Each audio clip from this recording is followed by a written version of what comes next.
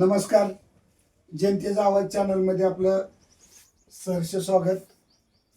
आज आपण निमगाव गणातील शिवसेना उद्धव बाळासाहेब ठाकरे पक्षाचे उमेदवार गोरख पवार यांच्याशी बातचीत करत आहोत. तत्पूर्वी मी मला ज्ञात असलेल्या गोष्टीवर एक विषय घेतोय की लोकसभेला आपण उद्धव बाळासाहेब ठाकरे पक्ष महाविकास आघाडी बरोबर होता. विधानसभेला पण आपण उद्धव बाळासाहेब ठाकरे पक्ष महाविकास आघाडी बरोबर होता. आणि असं असताना तुमच्या पक्षाने प्रामाणिकपणे महाविकास आघाडीचं काम केलं असताना असं काय अचानक घडलं की जेणेकरून तुम्हाला माळशिरस तालुक्यामध्ये तुमच्या पक्षाला महाविकास आघाडी सोडून स्वतंत्र उभा राहण्याची वेळ आली? हे कशामुळे घडलं हे शिवसेनेचे माजी तालुका प्रमुख संतोष भाया राऊत यांना विचारत आहे. हे घडायचं कारण म्हणजे आम्ही तन मन धनाने लोकसभेला पण काम केलं, विधानसभेला केलं, परंतु कुणीही महाविकास आघाडीच्या नेत्यांनी विश्वासातच घेतलं नाही. बैठका झाल्या तर सांगतो उद्या अशी उडवाडीची उत्तरं दिली.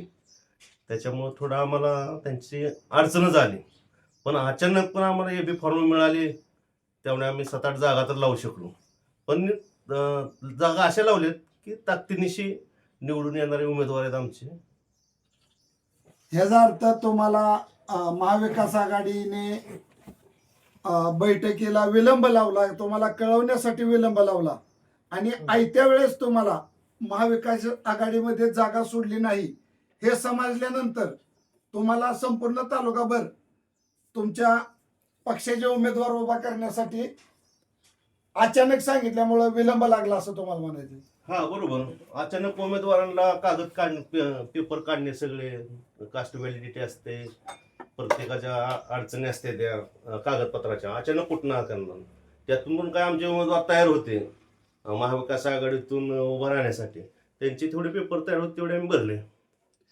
याचा अर्थ तुम्हाला आयत्या वेळेस कळवलं तरी सुद्धा तुम्ही तुमच्या स्वतःच्या पक्षावर महाविकास आघाडीत न जाता तुम्ही तुमच्या स्वतःच्या उद्धव बाळासाहेब ठाकरे पक्षाच्या मशालीवर किती उमेदवार उभा केले? अचानक आम्ही 5 पंचायत समिती आणि 2 ZP उमेदवार उभा आहेत आमचे. म्हणजे आयत्या वेळेस सुद्धा तुम्ही 7 उमेदवार उभा केले या माळशिरस तालुक्यामध्ये दिलेले आहेत. त्यापैकीच गोरख पवार हे निमगाव गणातून मशालीवर शिवसेना उद्धव बाळासाहेब ठाकरे पक्षाच्या चिन्हावर आपण उभा आहात. काय वाटतं आपल्याला या तालुक्यामध्ये पहिल्यांदा शिवसेनेच्या तिकिटावर आपल्याला उमेदवारी मिळत आहे, आपल्याला कसं वाटतंय? नमस्कार, मी गोरख पवार. मी शिवसेना उद्धव बाळासाहेब ठाकरे पक्षातून माझी निवड झाल्याबद्दल पक्षाने विश्वास मला देऊन तिकीट दिल्याबद्दल मी आभार आहे. तुमच्यावर विश्वास ठेवून पक्षाने तिकीट दिलंय हे खरं आहे, परंतु या निवडणुकीत जर तुम्ही विजयी झाला तर तुमचं पुढचं विजन काय की तुमच्या मतदारसंघामध्ये तुम्हाला काय कामं अपूर्ण आहेत आणि ती कामं आपण कशा पद्धतीने मार्गी लावाल? कामं शेतकऱ्याची काय प्रश्न असतात ते शेतकरी सोडवणार, गोरगरिबाच काही योजना असतील ती मंजूर करून आणून गोरगरिबाचा प्रश्न असेल, पंचायत समितीच्या माध्यमातून गोरगरीब जनतेसाठी शेतकऱ्यासाठी ज्या काही योजना असतात त्या योजना तुम्ही शेतकऱ्यापर्यंत जनतेपर्यंत पोहोचवणार. हा, जनतेवर पोहोचवणार. मग ती घरकुल योजना असेल, शेतकऱ्याला मिळणारं बी बियाणं असेल, शेतकऱ्याला कडबाकुटी असेल, शेतकऱ्याच्या विहिरीवरची मोटर असेल, अनेक सुविधा या पंचायत समितीच्या माध्यमातून मिळतात. त्या तुम्ही त्या ठिकाणी संघर्ष करून तुमच्या मतदारसंघामध्ये आणणार. शेतकऱ्या जेवढ्या योजना आहेत ती काय शेतीचं काय बी बियाणं असेल, काय घरकुलचं असेल, काय असेल ती सगळ्या योजना त्याचा पाठपुरावा करून जेवढं होतं तेवढ्या गोरगरिबाला मिळवून द्यायचं काम करणार. बर, आज तुम्ही उद्धव ठाकरे पक्षाच्या वतीने उभा आहात, तुम्हाला किती टक्के चान्सेस आहेत की तुम्ही निवडून याल? असं 100% मी निवडून येणार. तुम्ही 100% निवडून याल. तुम्ही ह्याच पक्षाची निवड कशासाठी केली? हिंदू हृदय सम्राट बाळासाहेब ठाकरे आणि पक्षप्रमुख उद्धवसाहेब ठाकरे यांनी जो आमच्यावर विश्वास ठेवून आम्हाला जो AB फॉर्म दिला, यांना आम्ही पहिल्यांदा मी त्यांचं पहिल्यांदा स्वागत करतो की त्यांनी आमच्यावर एवढा विश्वास ठेवून आम्हाला तो AB फॉर्म दिला.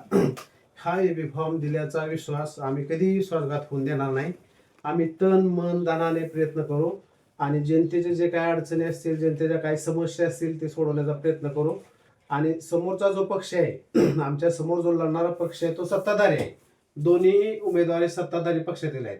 आम्ही सत्ताधारी पक्षात नाही, परंतु आम्ही होता एवढ्या ताकदीने आम्ही लढू आणि जनतेच्या काय अडचणी, जनतेचे काय जे योजना आहेत ज्या जनतेपासून विलिप्त ठेवून हे जे सरकार आहे लोकशाही मार्गाने न जाता ते हुकुमशाही मार्गाने काम करत आहे, हे जनतेला आम्ही समजावून सांगून जनतेला तयार करू आम्ही. आणि आम्ही होता येईल तेवढ्या ताकदीने आमचा पक्ष आणि आमचा उमेदवार कसा निवडून आणायचा या पद्धतीने आम्ही प्रयत्न करू.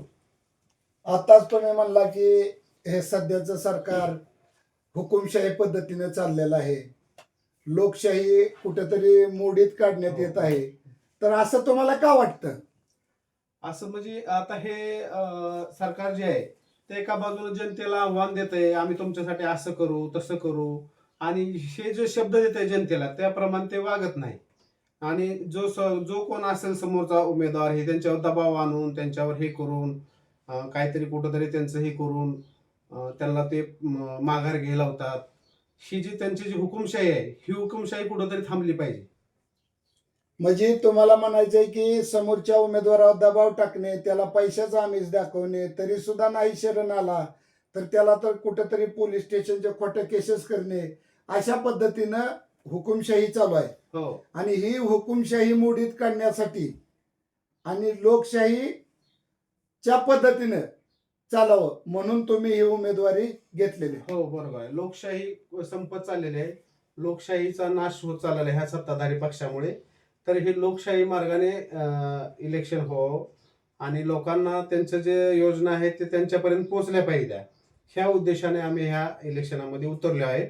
आणि आम्ही उद्धव बाळासाहेब ठाकरे हा पक्ष का निवडला? हा एकनिष्ठ पक्ष आहे की जो कुठल्याही ह्याच्यात नाही, म्हणजे भ्रष्टाचारामध्ये नाही, अगदी स्वच्छ मनाने आहे.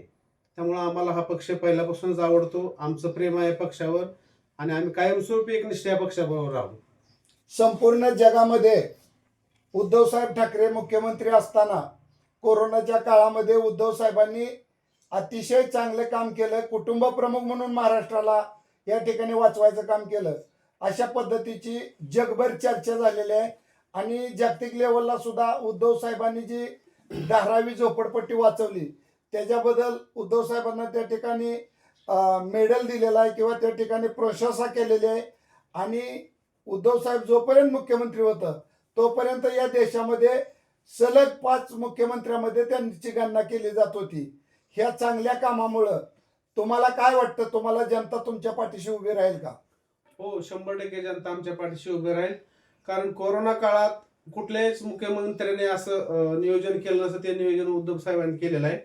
आणि बऱ्याच लोकांचे प्राण त्यांनी वाचवले आहेत. आणि मुंबईमध्ये तर अगदी हिंदुत्वासाठी त्यांनी अखंड हिंदुस्थानासाठी पहिल्यापासून प्रयत्न केलेला आहे आणि हिंदुत्ववादी आम्ही आहे. तुमचा उमेदवार जर पंचायती समितीमध्ये निवडून आला तर सर्वप्रथम आपलं ध्येय काय राहील? सर्वप्रथम गोरगरीब जनतेला ज्या पंचायत समिती जिल्हा परिषद माध्यमातून ज्या योजना येतात, शेतकऱ्यांसाठी चाप कटर मशीन असेल, वेरिवेल मोटर असेल, काय महिलांना काय योजना असतील, त्या जे काही योजना असेल ते आम्ही अगदी तळागाळातल्या शेतकऱ्यापर्यंत पोहोचवण्याचा प्रयत्न करू. तुम्ही या उद्धव बाळासाहेब ठाकरे पक्षाचं काम कधीपासून करताय? गेली 5 वर्ष झाले आम्ही उद्धव बाळासाहेब ठाकरे पक्षाचं काम करतोय. गेली 5 वर्ष म्हणलं तर उद्धव बाळासाहेब ठाकरे पक्षाची तर सत्ता नाही तरी सुद्धा तुम्ही त्या पक्षात टिकून आहे. याचं खरं कारण काय? खरं कारण म्हणजे आम्हाला हा पक्ष आम्हाला मुळातच पहिल्यापासून आवडतो आणि हिंदू हृदय सम्राट बाळासाहेब ठाकरे यांच्यावर आमचं मनापासून प्रेम आहे. आणि हिंदू हृदय सम्राट बाळासाहेब ठाकरे यांनी सांगितलं शिवसेना पक्ष प्रमुख म्हणून उद्धव साहेब आणि युवासेना प्रमुख म्हणून आदित्य ठाकरे साहेब काम करतील, या शब्दाखातीर आम्ही शेवटपर्यंत त्यांच्यासोबत राहणार. म्हणजे मला आजपर्यंत सांभाळलं तसंच उद्धवला सांभाळा, आदित्यला सांभाळा, या गोष्टीमुळे शब्दाखातीर आम्ही ह्यांच्यासोबत कायमस्वरूपी एकनिष्ठ राहू, कायमस्वरूपी प्रामाणिकपणे त्यांच्या बरोबर एकनिष्ठ राहू.